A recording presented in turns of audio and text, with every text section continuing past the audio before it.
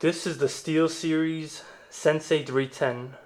I've had this mouse for about one good week and been playing Counter-Strike with it all week.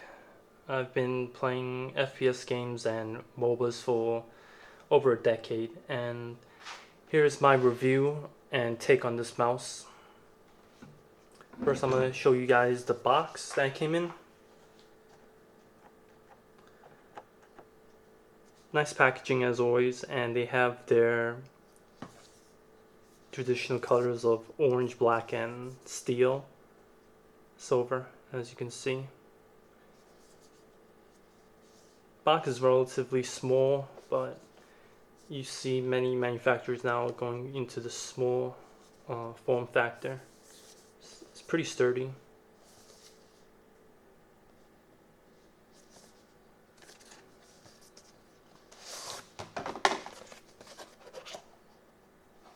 It says rise up, and I'm also sitting in here with the instructions in the back, but you don't really need it. Nice packaging. Okay, let's get into the mouse itself. I've been playing with this mouse for about 1 week, and mainly for FPS and some League. This is a overview of the mouse, the side, back has the logo. This is the top view of the mouse again. Traditional mouse shape, I say, and it's good for claw, finger, and palm users, so all three can use this mouse. It's a relatively simple design with split left-right mouse button triggers. This is an ambidextrous design where we have one half is the same exact as the other half.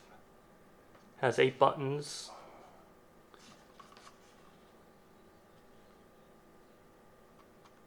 Rubber grips on both sides. It was pretty good in the hand, and this is relatively small mouse, I would say. I'll give you a size comparison later. Here's how this clicks sound. Very sturdy and consistent clicks.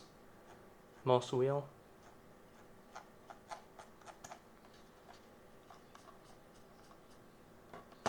DPI switch. And side buttons.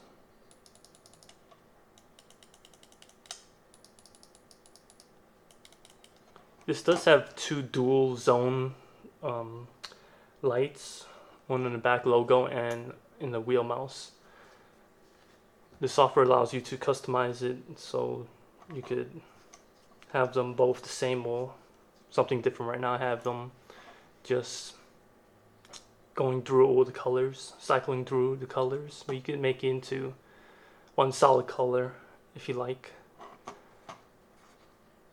So what I like about this mouse is it's pretty lightweight, and the design is fairly good for a claw and finger user like myself. I'll show you how my hand sits on the side as well. You see there's a small gap between my index and my palm. This is how I usually hold the mouse.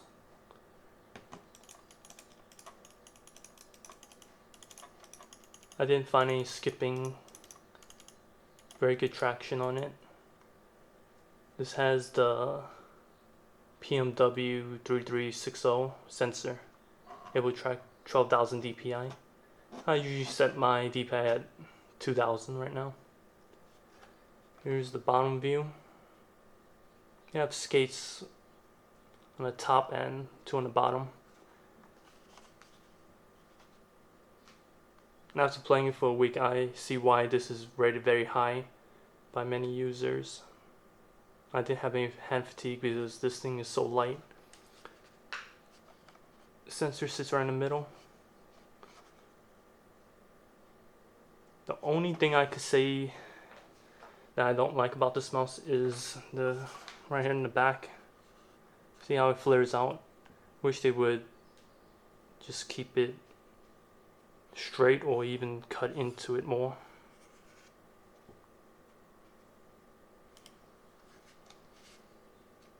Let's do some size comparison first.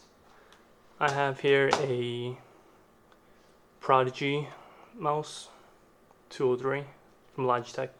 This is roughly the same size as the Sensei. This one's a little bit lighter, not as many things as this Sensei. It has no rubber grips. Another one that fits it very closely, I would say, is the Zowie FK2. And this one has a lower profile than the Sensei, but you can see the size is very comparable to each other. Let me give you some accurate measurements. So we have the middle section is going to be 61 mm. The back section, which I really am not a fan of, it flares out to be 70 mm. Overall size of this mouse is going to be about 121 mm. Weight of this mouse, depending on how much wires on the scale, it's going to be, I think, under 100 grams. I've tested it a couple of times, and yeah, just under 100 grams. Here is the Logitech Prodigy for comparison. This also sits at under 100 grams. Yeah, 84. This one is very light. Another one, the Zowie FK2. This one is really light. This is going to be 82 grams. Another thing that I found about this mouse that many users complain about was the sensor rattle. And I'm not sure if it's the sensor or the wheel itself, but here, I'll show you. You can hear that if you shake it, or if you go up and down, you still hear it. If you hold the mouse wheel, you still hear it. I'm holding the mouse wheel right now. So it's not the mouse wheels, it's something in the mouse, but I didn't open it up. It's a little, I wouldn't say flaw, but something to be mindful about. This still does cost, it's relatively up there in price range. It's $59.99, and for that kind of money, I think they should fix that problem. But other than that, I mean, it's a really solid mouse. You could see just from the clicks, this is a pretty solid mouse, optimized for gaming. And the software, another thing I didn't like about this mouse was the lift-off distance adjustment, and the software did not have that. It does have some other settings that I wouldn't say distinguish itself, but I didn't see in other software like the Alienware one, where it had a check where it says it checks for Windows.